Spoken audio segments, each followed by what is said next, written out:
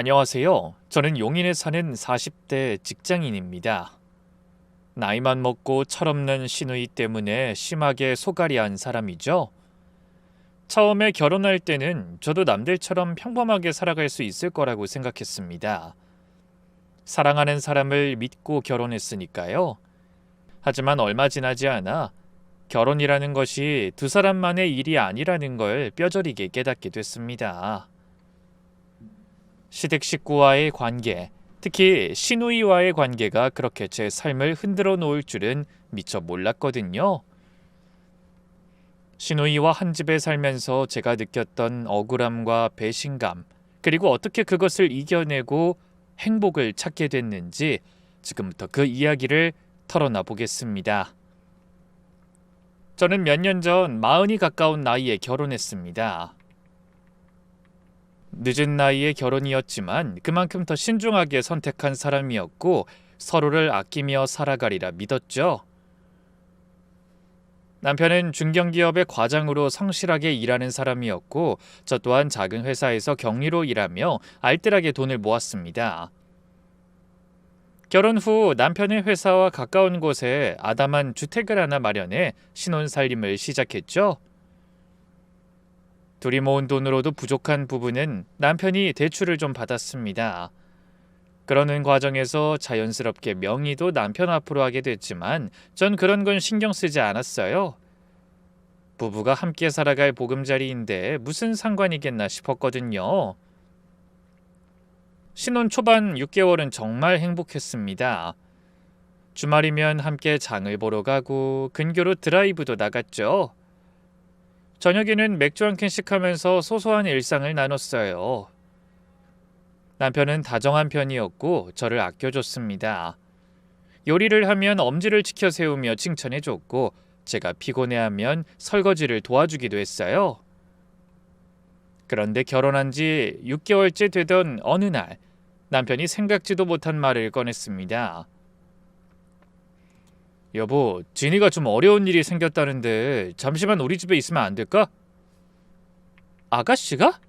무슨 일인데? 시누이는 남편의 여동생이지만 저보다는 한 살이 많았어요.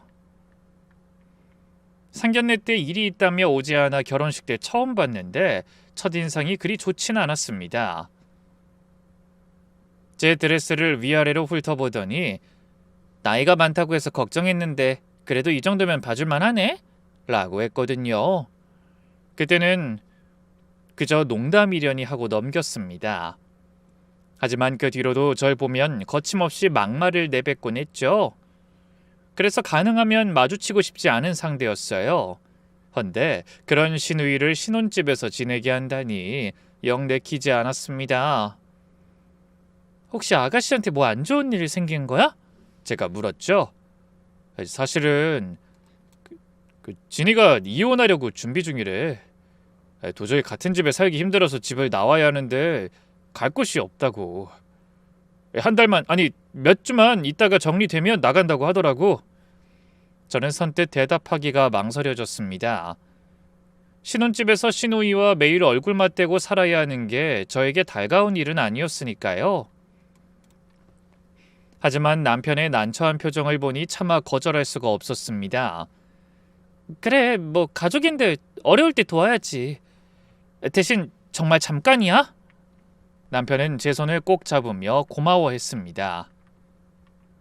당연하지. 이혼 마무리되고 재산 분할 끝나면 더 있으라고 해도 나갈 거야. 걱정하지 마. 다음 날 시누이가 큰 캐리어 2개와 박스 여러 개를 들고 집으로 왔어요. 잠시 머물 사람치고는 짐이 너무 많았죠. 제가 놀란 표정을 짓자 시누이도 눈치가 보이는지 대충 얼버무렸습니다. 당분간 필요한 것들만 가져온 거예요. 부피가 커서 그렇지 별로 많이 가져온 거 아니에요. 그때 제가 좀 더 단호했어야 하는데 그래도 시누이인데 어려울 때 인정을 베풀어야지 하는 어리석은 생각을 했던 것 같네요. 저는 작은 방 하나를 시누이에게 내주며 최대한 배려하려고 노력했습니다.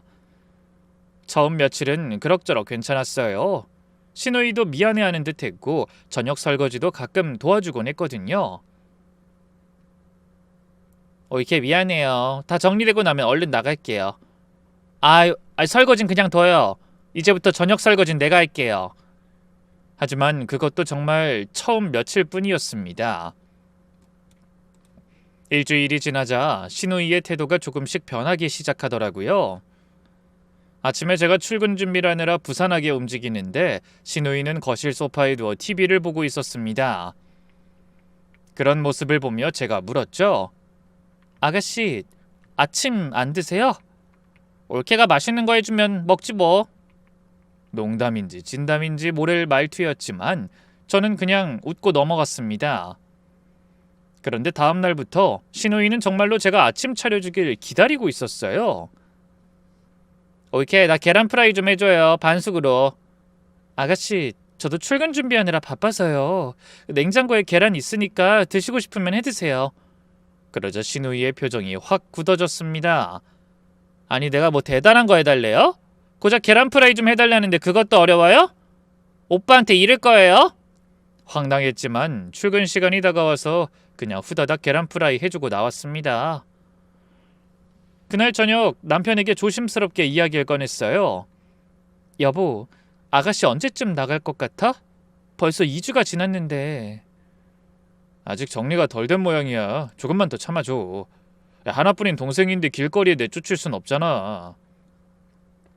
남편의 말도 맞았습니다. 그래서 어쩔 수 없이 조금만 더 참기로 했죠. 하지만 상황은 점점 더 나빠졌어요. 신우이는 낮에 집에 혼자 있으면서 제 물건들을 마음대로 쓰기 시작했습니다. 어느 날 퇴근해서 보니 제가 아끼는 향수가 눈에 띄게 줄어 있었어요. 친구들한테 생일 선물을 받은 비싼 향수였는데 말이죠. 아가씨, 혹시 제 향수 썼어요? 아참, 그거? 아까 그 외출할 일이 있어서 조금 뿌렸는데 향이 진짜 좋더라. 근데 향수 좀 썼다고 신우이한테 째째하게 구는 거 아니죠? 저는 울컥하고 화가 났지만 한숨을 쉬며 꾹 참았습니다. 신우이 말처럼 고작 향수 때문에 째째해 보이긴 싫었거든요. 하지만 거슬리는 일은 그뿐만이 아니었어요. 신우이는 제 화장품을 마음대로 써서 바닥 내놓기 일쑤였고 옷도 마음대로 꺼내 입었습니다. 한 번은 제가 아끼는 실크 블라우스를 입고 나갔다가 커피를 쏟아서 얼룩을 만들어 놓기도 했어요. 미안해요, 올케. 이런 걸로 신우이한테 화내는 거 아니죠? 세탁소에 맡기면 되잖아요. 사과는 하는데 전혀 미안해하는 표정이 아니었습니다. 오히려 이 정도 가지고 뭘 그러나 하는 표정이었죠. 먹거리도 문제였습니다. 제가 장을 봐서 냉장고를 채워놓으면 신우이가 마음대로 먹어치워서 나만 하는 게 없었어요. 심지어 친정에서 저 먹으라고 사준 홍삼까지 마음대로 홀짝홀짝 먹어버리곤 했습니다. 저희 친정엄마가 나이 꽉 찬 딸이 걱정돼 사주신 건데 말이죠. 우리 딸 일하면서 살림하기 힘들지. 홍삼이 피로 회복에도 좋지만 몸을 따뜻하게 해줘서 임신에 도움이 된다고 하더라.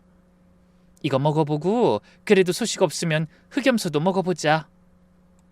그러면서 혹시나 소식이 없는지 자주 물어오곤 하셨거든요.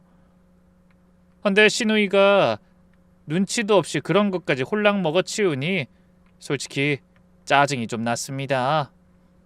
그래도 가만히만 있으면 양반일 텐데 뻑하면 속 뒤집는 소리를 해댔죠. 이렇게 냉장고에 먹을 게 없네요. 장 좀 봐와요. 일한답시고 집안일에 너무 관심 없는 거 아니에요? 마치 자기가 안주인이라도 된 것처럼 행동하는 신우이를 보며 속으로 화가 부글부글 끓어올랐어요. 하지만 집안 분위기를 안 좋게 만들고 싶지 않아 겉으로 애써 웃어 넘겼습니다. 조금만 더 참자. 정리만 되면 곧 나가겠지. 하면서 마음을 다독이려 노력했어요. 하지만 한 달이 지나고 두 달이 지나도 신우이는 나갈 기미를 보이지 않았습니다. 오히려 점점 더 뻔뻔해져 가기만 했죠. 거실을 점령해 완전히 자기 공간처럼 쓰면서 온종일 TV를 보거나 핸드폰으로 게임을 했습니다. 제가 퇴근해서 잠시 TV를 보려고 하면 올케, 지금 내가 보는 드라마 재방송하거든요? 올케 좀 이따 봐요. 라며 리모컨을 빼앗았어요. 제 신혼집 거실에서 제가 혼수로 해온 TV도 못 보는 상황이 됐다니 지금 생각해도 어이가 없습니다. 당연히 집안일은 손도 까딱하지 않았어요. 오히려 어질러 놓기만 했죠. 하루 종일 놀면서 싱크대에 더러운 그릇을 쌓아놓고 화장실을 엉망으로 만들어 놓고도 치우지 않았어요. 빨래도 아무데나 벗어놓는 건 일상이었습니다. 하루는 참다 못한 제가 넌지시 먼저 물었네요. 아가씨, 낮에 시간 있을 때 집안일 좀 도와주시면 안 될까요? 저도 회사 다니느라 힘들거든요. 그런 제 말에 신우이가 코웃음을 치더군요. 아니, 올케가 이 집 살림하는 게 당연한 거 아니에요? 내가 왜 남의 집 살림을 해요? 그리고 나도 힘든 시기라 스트레스가 얼마나 많은지 알아요? 올케가 나한테 이렇게 막대하는 거 오빠가 알면 뭐라고 할 것 같아요? 남의 집이라니 어이가 없었습니다. 정작 남의 신혼집에 얹혀 살면서 뻔뻔하게 구는 게 누군데 저한테 막대한다니. 적반하장이라는 게 이런 거구나 싶더라고요.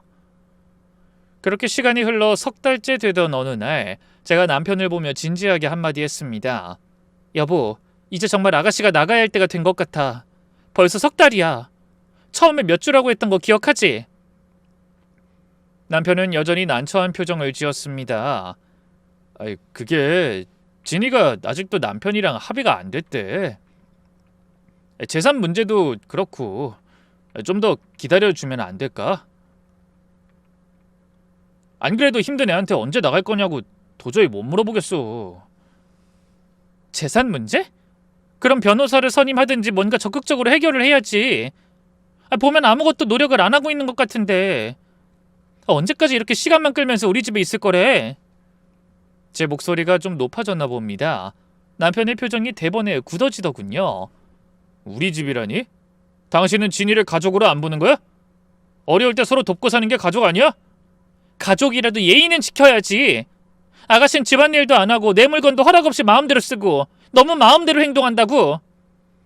진이가 지금 얼마나 힘들겠어. 예민한 시기인데 뭐 집안일이 손에 잡힐 것 같아? 당신이 좀 더 이해해주면 안 되는 거야? 남편은 늘 그런 식이었습니다. 동생을 감싸기만 하고 제 입장은 전혀 생각해주지 않았죠. 그렇게 시간은 계속 흘렀고 신우이는 여전히 나갈 기미조차 보이지 않았어요. 그러다가 완전히 눌러앉을 것 같아 불안해지기까지 하더군요. 입버릇처럼 이혼 핑계를 대면서 독립할 생각도 일을 구할 생각도 전혀 없어 보였습니다. 그러다 반년째 되던 날 저는 큰 결심을 하고 신우이에게 직접 얘기를 꺼냈어요. 아가씨, 이제 정말 나가실 때가 된 것 같아요. 저희도 신혼부부인데 언제까지 이렇게 셋이 살 순 없잖아요. 신우이는 TV를 보던 눈을 돌려 저를 쏘아봤습니다.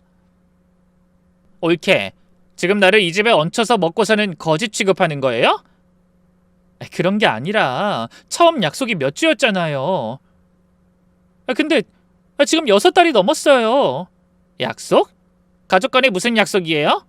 오빠 집은 내 집이기도 해요. 우리 아버지가 돌아가시면서 오빠한테 동생 잘 봐주라고 유언 남기셨다고요. 그러니까 오빠가 날 책임져야 하는 거예요. 저는 할 말을 잃었습니다. 다 크다 못해 늙어가는 여동생을 언제까지 책임지라는 건지. 하지만 신우이는 당당했어요. 그날 저녁 저는 남편에게 다시 한번 강하게 얘기했습니다.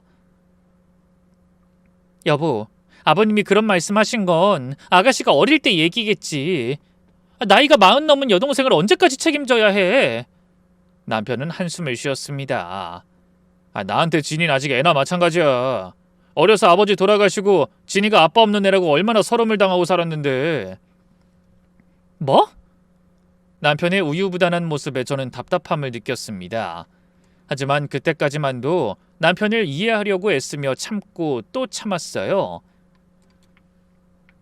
그래도 부부인데 남편 입장도 이해는 해야지 하면서 우라통 터지는 속을 달래야 했죠. 그렇게 어영부영 계속 시간은 흘렀습니다. 신우이는 이제 완전히 이 집의 일원이 되어 있었어요. 아니, 이런 정도가 아니라 마치 주인처럼 행동한 지도 오래됐죠. 옳게, 오늘 저녁은 뭐 해 먹을 건데요? 어제 된장찌개 너무 짰던 거 알죠? 화장실 휴지가 다 떨어졌는데 좀 갖다 놓으세요. 옳게, 빨래 좀 해요. 어제 외출하려는데 입을 옷이 없더라. 신우이가 안주인 자리를 차지하고 저는 가정부로 전락한 기분이었죠. 그러던 어느 날 뜻밖의 일이 일어났어요. 저희 친정엄마가 갑자기 쓰러지신 겁니다.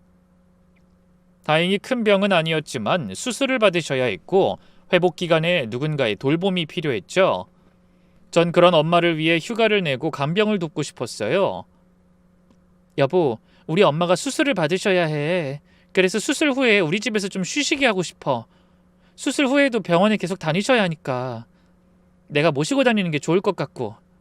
남편은 고개를 끄덕였습니다. 그래, 뭐 당신이 그러고 싶으면 알아서 해. 하지만 그 말을 들은 신우이가 갑자기 끼어들었어요. 뭐? 올케 친정어머니가 우리 집에 온다고?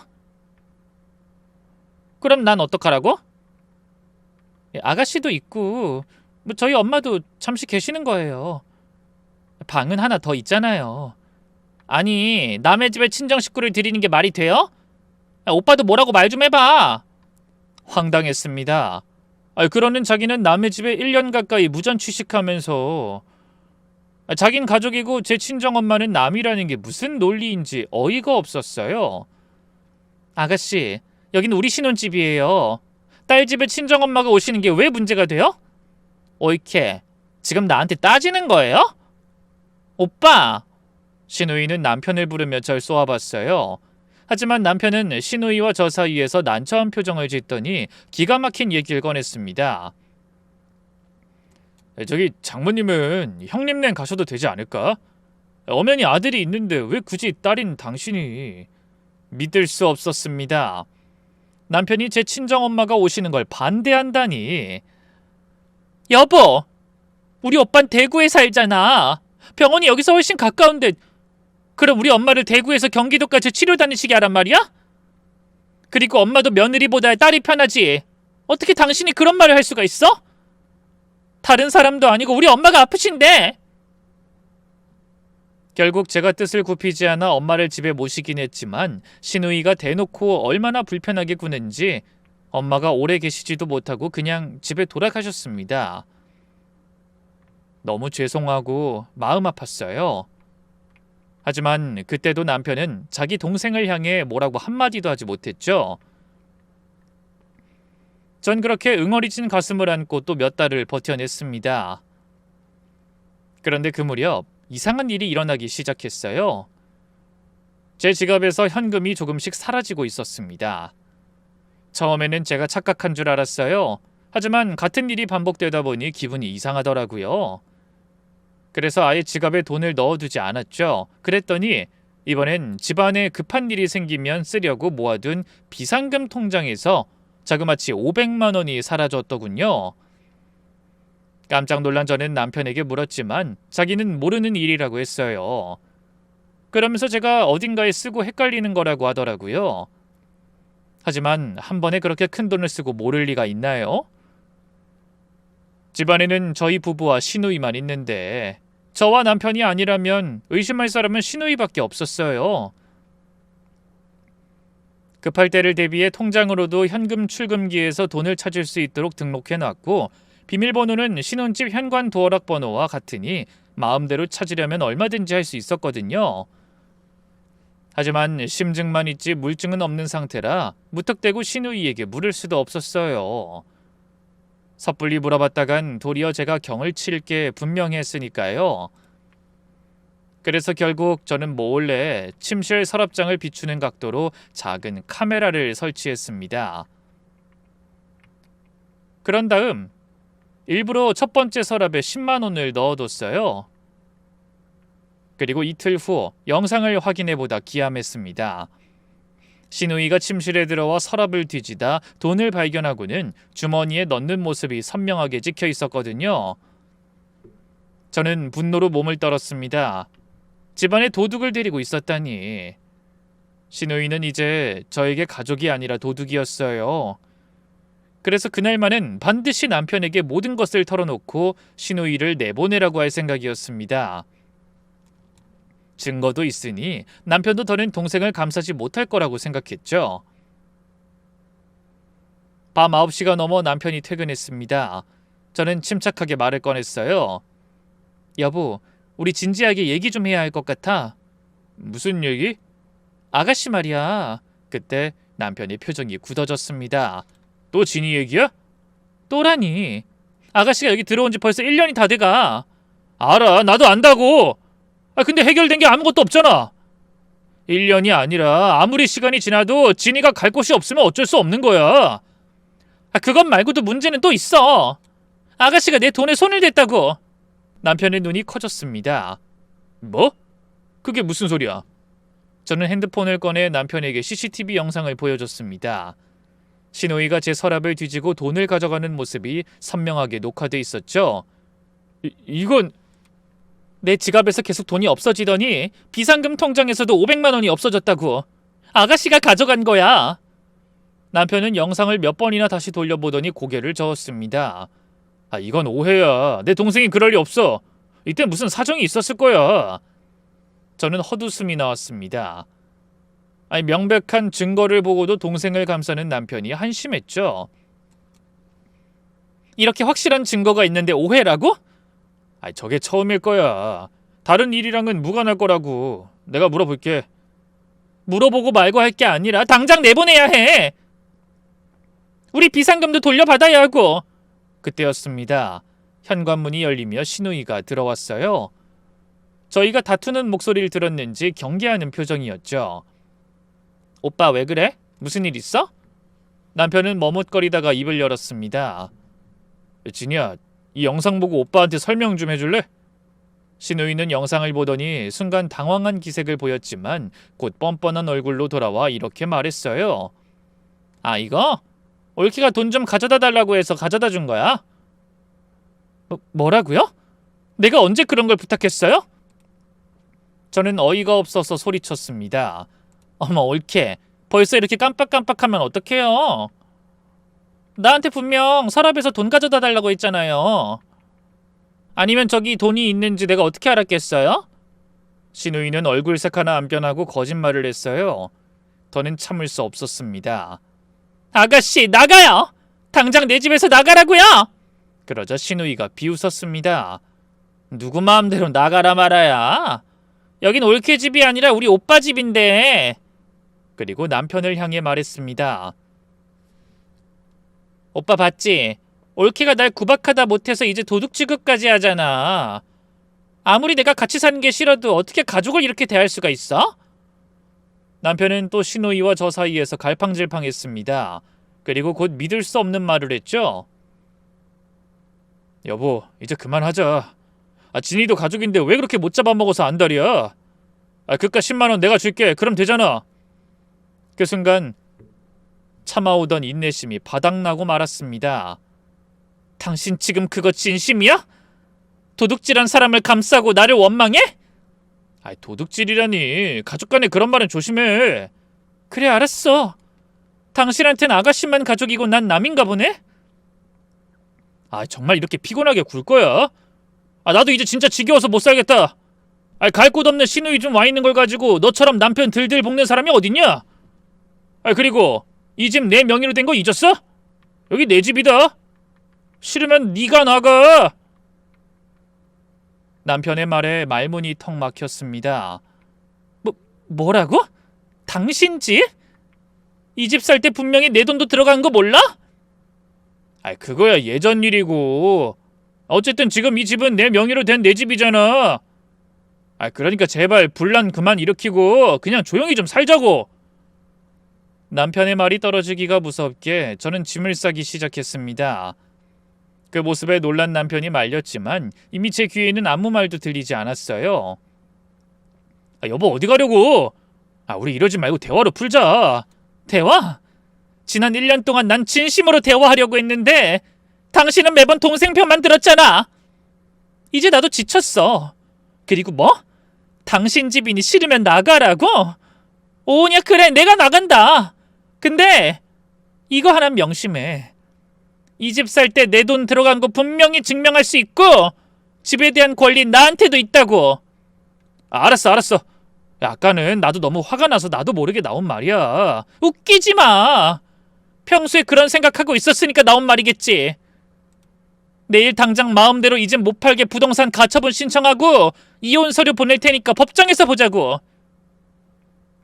제 기세에 놀랐는지 남편이 쩔쩔매며 저를 말리려고 애썼어요. 여보, 미안해.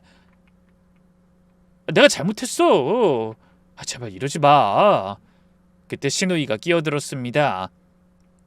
옳게 잘 생각했어요. 정 나랑 살기 싫으면 그냥 나가요. 오빠는 내가 잘 챙길 수 있어요. 그 말에 남편이 신우이를 돌아봤습니다. 야, 너 지금 무슨 소리 하는 거야? 아니, 오빠도 봤잖아. 옳게 나랑 안 맞아. 계속 트집 잡고 째째하게 굴고. 서로 안 맞는 사람끼리 얼굴 붉히면서 살 필요 있어? 남편도 당황한 것 같았지만 저는 더 이상 그따위 말을 듣고 싶지 않았어요.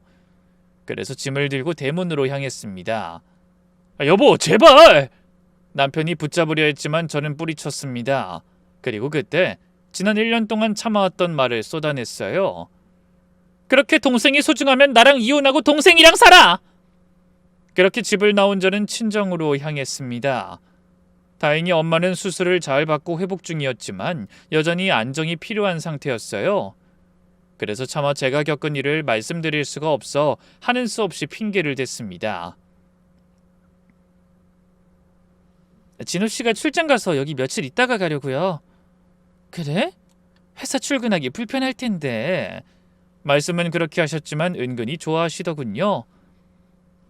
그런 엄마를 보니 눈물이 핑 돌았지만 꾹 참았습니다. 엄마 앞에서는 가능한 아무 일 없는 것처럼 행동하고 싶었거든요. 근데 이틀 후 남편에게서 문자가 왔습니다. 여보, 진이가 정말 미안하대. 돈은 내가 다 갚을 테니 집으로 돌아와. 나 반성 많이 했어. 그때 한 말은 진짜 실수야. 잘못했어. 한숨이 나왔습니다. 남편은 문제의 본질을 전혀 모르고 있는 것 같았어요. 돈이 문제가 아니라 저를 전혀 배려하지 않는 신우이와 남편의 태도가 문제인데 말이죠. 아가씨가 먼저 나가지 않으면 나도 안 들어가. 당신이 알아서 결정해. 제 답장을 받고 남편이 전화를 걸어왔지만 전 받지 않았습니다. 아직 대화할 마음의 준비가 안 돼 있었거든요. 그렇게 며칠이 지났습니다. 그동안 남편은 계속 문자와 전화를 했지만 전 무시했죠. 그렇게 하루는 시어머니가 전화를 해서 황당한 말씀을 늘어놓으셨어요. 너 그렇게 안 받는데 속이 아주 밴등이 소갈딱지로구나. 네? 그게 무슨 말씀이세요? 다 들었다. 네가 신우이한테 돈 문제로 시비 걸고 애를 괴롭히다 진호랑 싸워서 집을 나갔다면서? 어머님, 그런 게 아니라 실은 시끄럽다. 신우이가 둘도 아니고 그 불쌍한 것이 못돼 먹은 남편 만나서 고생하면서 그러고 있는 걸 생각하면 내 속이 썩어 문드러지는데 어떻게 옳게라는 게 그렇게 남보다 못해? 네가 진이 먹는 것도 눈치 주고 집안일 함부로 시키고 그런다는 거 들었어도 내가 꼭 참고 그동안 한마디도 안 했다. 근데 이건 너무하잖니? 멀쩡한 애를 도둑 취급하고 내가 얼마나 서러운지 나한테 전화해서 대성통곡하더라. 너 그럼 못 쓴다. 어려울수록 서로 도와야지. 섭섭하다, 섭섭해. 너무 충격적이었어요. 신우이가 시댁에까지 저를 천하의 몰인정한 여자로 고자질해놨더라고요. 저는 기가 막혀 뭐라고 제대로 변명도 하지 못하고 전화를 끊었어요. 그리고 그날 저녁 밥을 먹으면서도 마음이 무거웠습니다. 너무나 억울한데 어디 하소연할 곳도 없었거든요. 그날 밤 남편에게서 또 문자가 왔습니다. 여보, 언제까지 이럴 거야? 내가 잘못했다잖아. 제발 들어와. 진이도 다 이해해 주기로 했어. 굳이 사과 안 받아도 된다니까 그냥 들어오면 돼. 기가 막혔습니다. 사과는 누가 받아야 하는데. 아니 마치 큰 인심이라도 쓰는 것처럼 사과를 안 받아도 된다고 했다네요. 도둑질한 사람한테 피해자가 사과를 해야 한다니 이게 말이 되는 일인지 어이가 없어 답장도 하지 않았습니다. 다음 날 저는 회사에 휴가를 내고 필요한 물건을 가지러 잠시 집에 들렀어요. 평일 낮이라 남편은 회사에 있을 시간이었고 그맘때 뻔질나게 외출하던 시누이도 당연히 집에 없을 거라고 생각했습니다. 근데 현관문을 열고 들어서자 집안에서 이상한 냄새가 났어요. 바로 담배 냄새였죠. 진호 씨는 담배를 피우지 않는데 이게 무슨 냄새지? 고개를 갸웃거리며 조심스럽게 거실로 들어갔더니 충격적인 광경이 펼쳐져 있었습니다. 낯선 남자가 소파에 앉아 담배를 피우고 있었던 거예요. 그것도 속옷 차림으로요. 누구세요? 제가 소리치자 남자는 놀라서 벌떡 일어났습니다. 40대 후반쯤 되어 보이는 남자였는데 머리는 지저분하고 배는 불룩 나와 있었어요. 그게 당신 누군데 남의 집에서 이러고 있냐고요? 그때 안방에서 시누이가 나오는 모습을 보고 기절할 뻔했습니다. 시누이도 속옷 차림이었거든요. 저는 깜짝 놀라서 고개를 돌렸죠. 아가씨, 이 남자 누구예요? 시누이는 당황한 기색도 없이 뻔뻔하게 대답했습니다. 친구예요. 잠깐 놀러 온 거예요. 친구? 아무리 친구라도 주인도 없는 집에 남자를 데려오면 어떡해요? 그리고 그 차림은 대체 뭐예요? 아니 오빠 집이 내 집인데 내 집에서 편하게 입고 있는 걸 가지고 왜 올케가 시비를 걸어요? 보기 불편하면 빨리 나가요. 저는 너무 화가 나고 당황해서 제대로 말이 안 나왔습니다.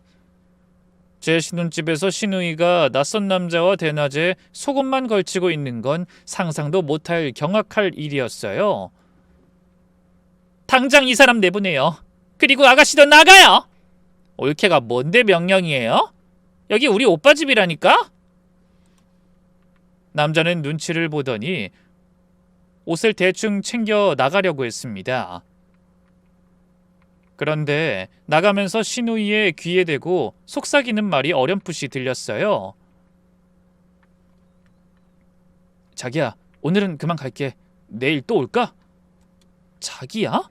저는 귀를 의심했습니다. 시누이는 이혼을 위해 별거 중이긴 했지만 확실하게 정리되진 않은 상태였어요. 근데 이 무슨 황당한 상황인지 놀라움에 말문이 막히더군요. 남자가 나간 후 저는 시누이를 다그쳤습니다. 저 남자 누구예요? 단순한 친구 아니죠? 그래요, 사귀는 사람이에요. 내 남자친구요. 뭐라고요? 아가씨 아직 이혼 판결 난 것도 아니잖아요. 근데 다른 남자를 사귀어요? 그것도 오빠 집까지 데려와서 이렇게 낯뜨거운 짓을... 아가씨 서류상으로 아직 유부녀라고요. 하지만 제 말에 시누이는 콧방귀를 뀌었습니다. 유부녀는 무슨... 이혼은 진작 끝났어요. 올케가 뭘 알아요? 저는 뒤통수를 한 대 얻어맞은 기분이었어요.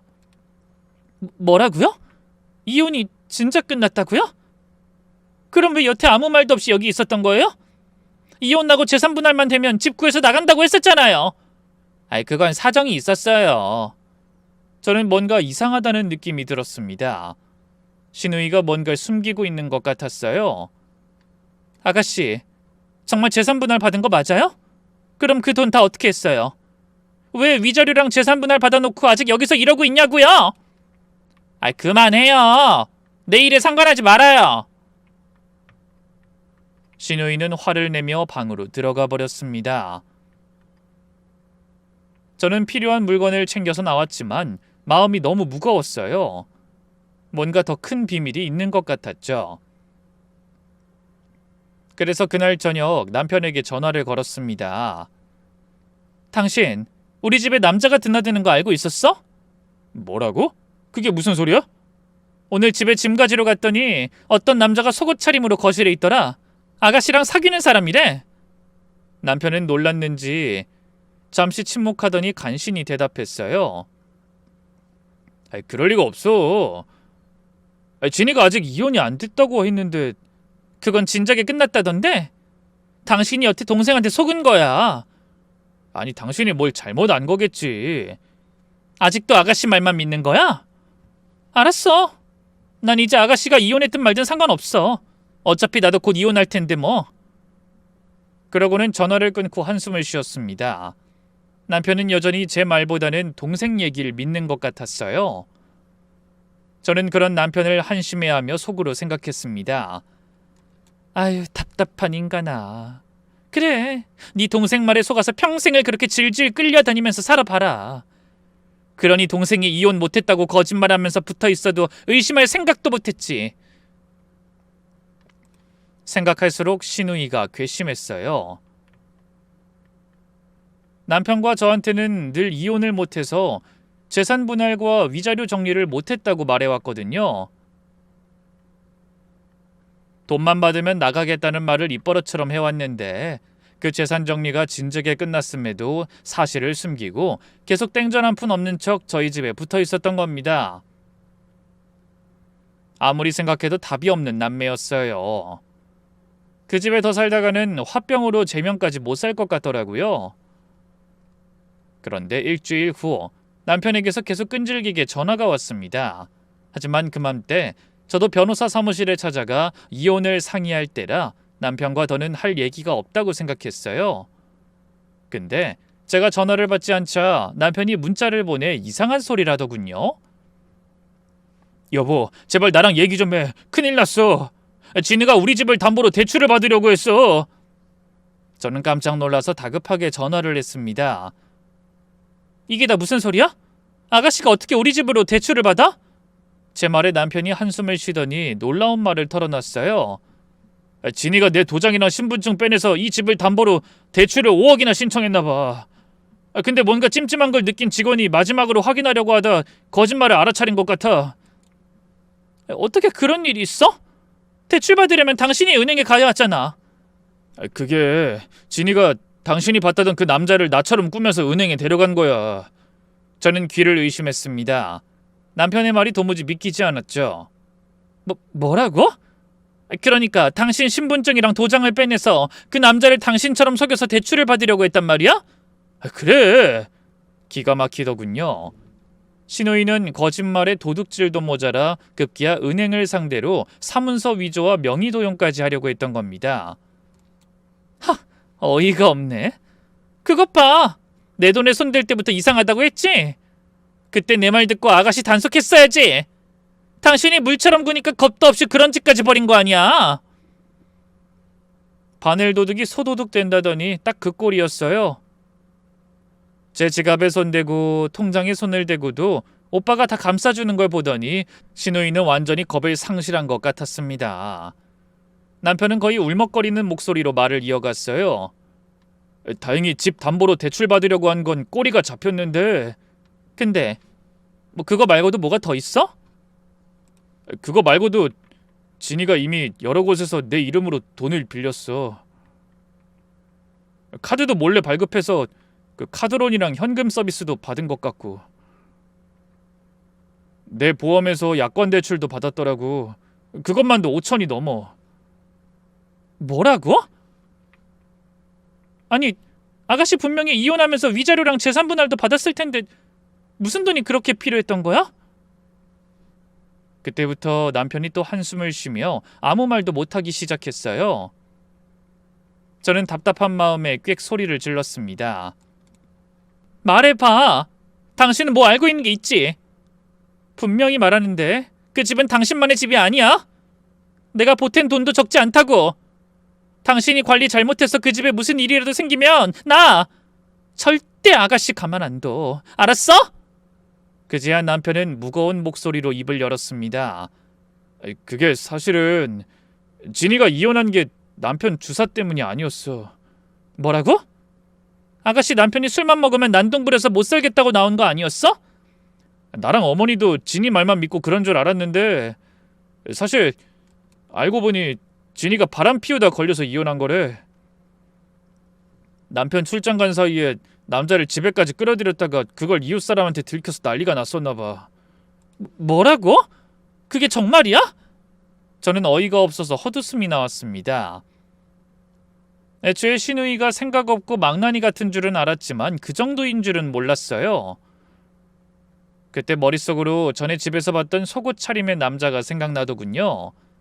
아마 그 남자가 신우이의 불륜 상대인 것 같았죠. 이혼하기 전부터 그 남자를 만나다 꼬리를 잡혔던 게 분명했어요. 남편은 기운 없는 목소리로 계속 말을 이어갔습니다. 그래서 사실 위자료는 자기가 물어줄 처지가 됐고 재산 분할도 거의 못 받은 것 같아. 결혼 생활도 길지 않았고 그동안 진이가 재산 형성에 기여한 것도 없으니까. 그럼 위자료 물어주려고 당신 명의로 빚을 졌단 말이야? 그때 또 남편은 말이 없었어요. 저는 불길한 생각이 들어 얼른 물었죠. 뭐야, 왜 또 말을 못해?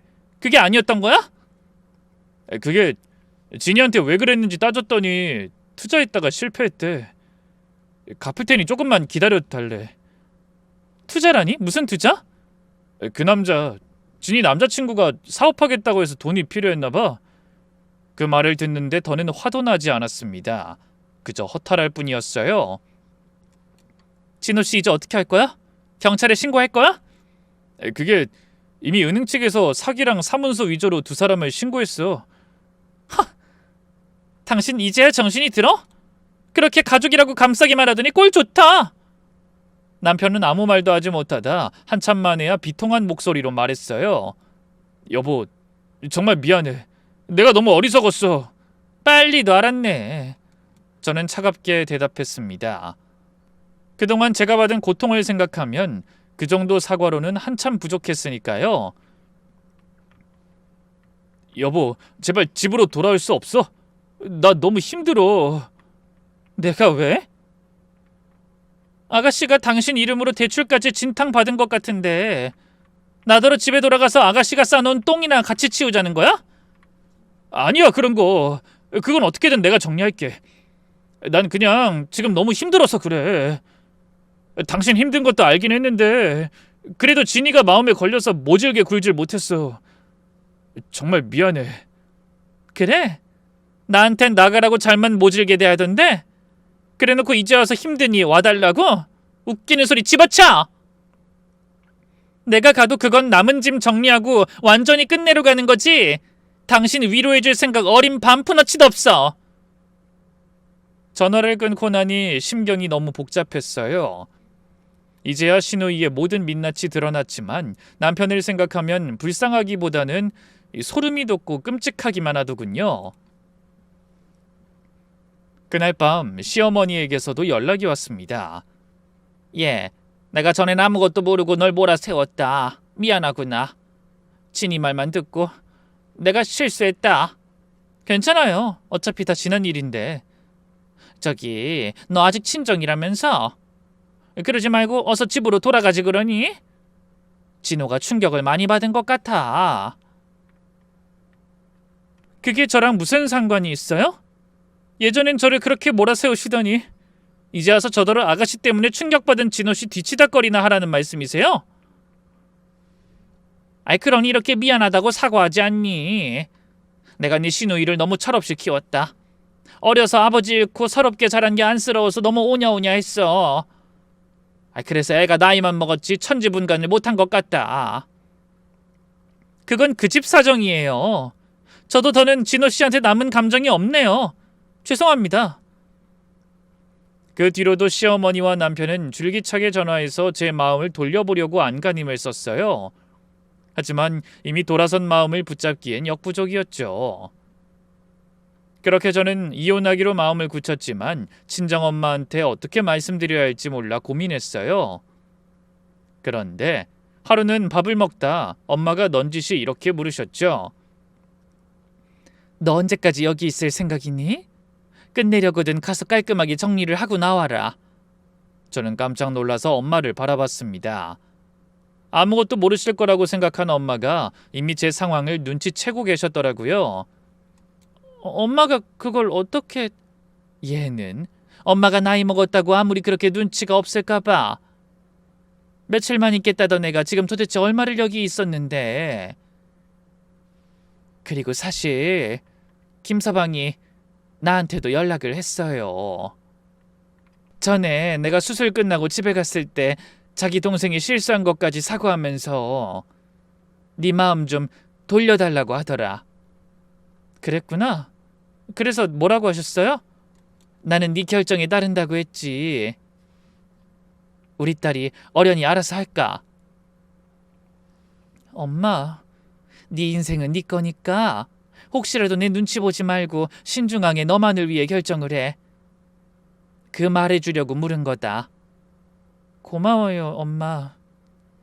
저는 눈물이 핑 돌아 결국 한참을 엄마에게 안겨 어린아이처럼 울었습니다. 그러고 나니 오히려 마음 정하기가 더 쉽더라고요. 그래서 남편에게 전화를 걸어 담담하게 제 의사를 전하고 집에서 만나자고 했죠. 정식으로 이혼을 위해 서류도 작성하고 집을 어떻게 처리할 건지도 상의하려 한 겁니다. 남편은 끝까지 절 잡아보려 했지만 제 확고한 의지를 알고 드디어 포기한 것 같더군요. 며칠 후 저는 오랜만에 신혼집에 발을 들였습니다. 막상 떠나려고 하니 잠시나마 그곳에서 행복했던 추억이 떠올라 코끝이 찡하더군요. 하지만 아닌 건 아닌 거라고 생각했어요. 우유부단하게 끌려다니는 남편과 깨끗하게 정리하고 새 출발하고 싶었습니다. 남편이 아무리 후회하고 사과한다곤 하지만 앞으로 살아갈 날이 얼마나 많은데. 중간에 또 흔들리지 말란 법이 없을 것 같았죠. 그래서 착잡한 마음으로 거실에 앉아 있는데 마침 대문 열리는 소리가 들렸어요. 저는 당연히 남편일 거라고 생각해 고개를 들었다 깜짝 놀라 뒤로 주춤 물러났습니다. 생각지도 못한 사람이 집 마당에 들어와 서 있더라고요. 바로 신우이였죠. 저는 더듬거리며 물었어요. 아니, 아가씨가 여기 왜... 설마 아직도 이 집에 사는 거예요? 신우이는 전과는 다르게 얼굴이 엉망이었습니다. 살도 많이 빠지고 초췌한 모습이었죠. 그런 신우이가 절 보더니 갑자기 달려와 울먹이며 매달렸어요.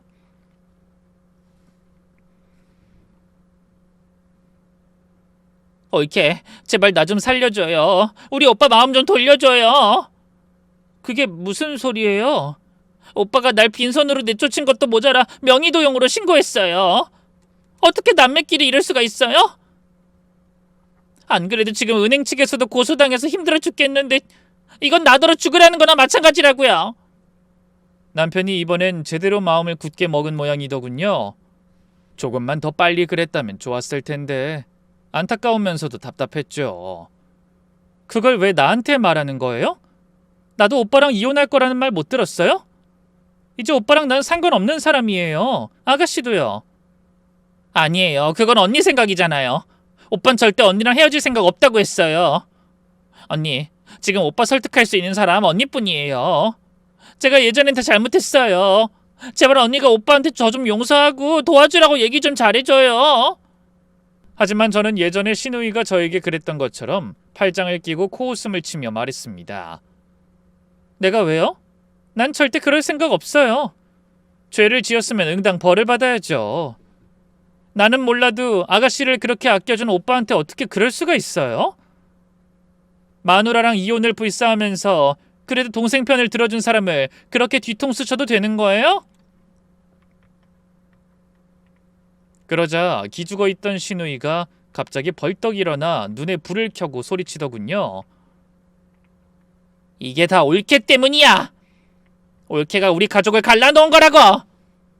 예전 같으면 내가 아무리 잘못해도 오빠가 나한테 이런 짓 할 사람이 아니란 말이야. 오히려 자기가 나서서 변호사도 사고 내 변호를 해줬을 텐데. 뭐라고요? 아가씨는 정말 고쳐 쓸 수 없는 사람이네요. 이런 짓까지 저질러 놓고 아직도 남만 원망하고 있는 거예요? 그러자 신우이가 도끼 눈을 뜨고 저에게 다가와 갑자기 머리채를 잡았어요. 저는 두피가 찢어질 것 같은 고통을 느끼며 소리쳤죠. 지금 뭐 하는 거야? 이거 못 나? 그래 못 나. 네가 우리 오빠랑 내 사이 이간질해서 일이 이렇게 된 거 아니야? 당장 오빠한테 나 고소한 거 취하하고 변호사 사서 도와주라고 해. 어서! 이런 미친! 니네 집안일은 둘이 알아서 해결하라고! 난 이제 너도 네 오빠도 지겹단 말이야! 그러면서 벗어나려고 발버둥 쳤지만 우악스러운 시누이의 소나기에서 빠져나가기는 역부족이었어요. 바로 그때 대문 열리는 소리가 들렸습니다. 힘겹게 고개를 돌리고 바라보니 퇴근한 남편이 들어오다 저와 여동생의 모습을 보고 입을 떡 벌린 채 서 있더라고요. 저는 울면서 그런 남편을 향해 소리쳤어요. 진우씨, 뭘 그냥 보고 서 있어? 당장 아가씨 좀 어떻게 해봐. 은행이랑 당신한테 고소당한 것도 모자라 폭행죄로 나한테까지 고소당하게 할 거야? 그 순간 퍼뜩 정신 차린 남편이 자기 동생을 향해 발작하듯 소리쳤어요. 야, 김진희! 그 손 놓지 못해? 너 지금 감히 누구한테 손을 대는 거야? 그 벼락같은 외침에 시누이가 흠칫 놀라며 손에 힘이 빠지는 순간 제가 얼른 가슴팍을 밀치며 도망쳤습니다. 그 바람에 시누이가 엉덩바를 찌으며 넘어졌지만 남편은 조금도 동요하지 않고 자기 동생을 바라보며 외쳤어요. 너 여기 왜 왔어? 다신 이 집에 발도 들이지 말라고 했지? 그 말에 시누이는 눈물을 펑펑 쏟으며 매달렸습니다. 오빠, 우리 잠깐 얘기 좀 해. 제발 나 좀 도와줘. 웃기는 소리 하지 마. 네가 나한테 무슨 짓을 했는지 다 잊은 거야? 오빠, 내가 잘못했다고 했잖아. 나 이대로 있다가는 전과자 된단 말이야. 하나뿐인 동생이 그렇게 신세 망쳤으면 좋겠어? 너 꼬드겨서 이혼시키고 돈까지 빼먹은 그 인간한테 가서 도와달라고 해. 하지만 남자 얘기가 나오자 시누이가 더 서럽게 울며 아예 바닥에 주저앉았어요. 그 인간 말은 꺼내지도 마. 이렇게 될 걸 알았는지 내 돈만 쏙 빼먹고 미립국해서 중국으로 도망쳤어. 날 버리고 자기 혼자. 그 말에 저는 눈을 동그랗게 뜨고 시누이를 바라봤고 남편은 어이가 없는지 미친놈처럼 웃어대기 시작했습니다. 여동생 때문에 모든 걸 잃더니 드디어 미쳤나 싶더라고요. 그렇게 한참을 웃던 남편이 갑자기 고개를 돌려 저를 바라보며 울기 시작했어요. 소름이 돋더라고요. 당신 왜 그래? 제가 두려움에 떨며 물어보자 남편이 모든 것을 포기한 얼굴로 답하더군요. 미안해. 당신이 그동안 얼마나 답답했을지 이제 알겠어. 아무리 기회를 주고 설명해도 내가 변하지 않으니 얼마나 속이 터졌겠어. 내가 이제야 그 심정을 알 것 같아. 징이한테 그렇게 기회를 주고 변하게 하려고 노력했는데 사람은 역시 고쳐 쓰는 게 아닌가 봐.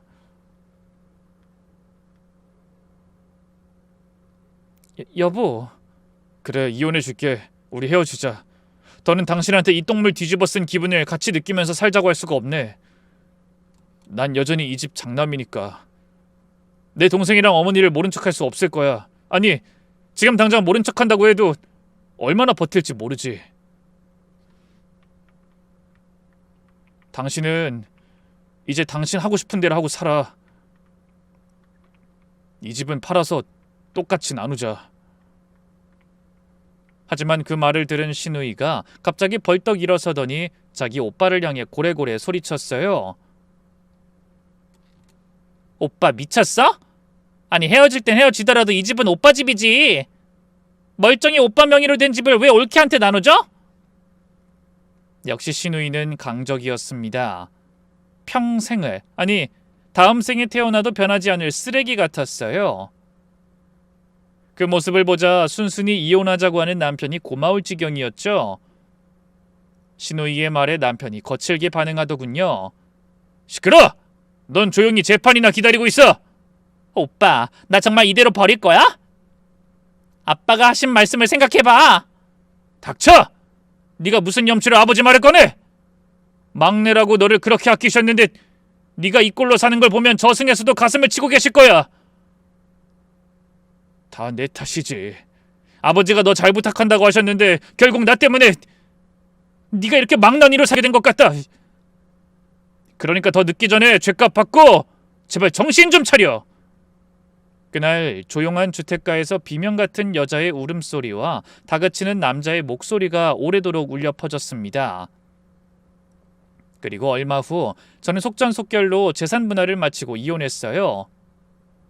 남편이 양심적으로 나온 덕에 이혼이 쉽게 마무리되었고 저도 그 보답으로 따로 위자료는 청구하지 않기로 했습니다.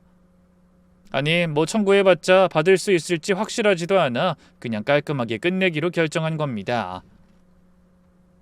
시누이가 친 사고 때문에 남편 발등에 불이 떨어졌거든요. 처음에 5천인 줄 알았던 빚이 제2금융권까지 합쳐보니 1억 가까이 된다고 하더라고요. 그래서 집을 팔아 나눈 돈으로 그 빚을 갚고 남편은 작은 오피스텔로 이사했다고 하더군요. 그리고 얼마 후 시누이는 사문서 위조와 사기, 명의도용으로 징역 2년의 실형을 받게 됐어요. 이번엔 남편과 시어머니 모두 이를 악물고 그런 시누이를 도와주지 않기로 결정한 것 같더라고요. 어떤 게 동생과 딸을 위하는 건지 뒤늦게 알아차린 것 같아 안타까운 마음이 들었습니다. 남편과 이혼 후 저는 친정엄마를 모시고 열심히 제 인생을 살아가고 있어요. 문득 짧았던 신혼을 돌아보면 착하고 성실했던 남편과 헤어진 게 아쉽긴 하지만 아가씨를 생각하면 정말 잘한 선택이라고 저 스스로를 칭찬하곤 합니다. 그리고 얼마 전 일하다 만난 거래처 사람과 조심스러운 만남도 시작했습니다. 늦은 나이라 민망한 점도 있고 망설여지는 것도 있지만 제 남은 인생에서 오늘이 가장 젊은 날이기에 또 새로운 사랑을 위해 노력해 보려 합니다. 부디 이번엔 제 사랑이 후회와 상처로 남지 않길 여러분도 함께 빌어주시겠어요? 그럼 여러분의 하루도 새로 시작하는 설렘처럼 밝고 즐거운 하루가 되시길 바라며 저는 이만 물러가겠습니다. 긴 시간 함께 해주셔서 정말 감사합니다. 모두 행복하세요.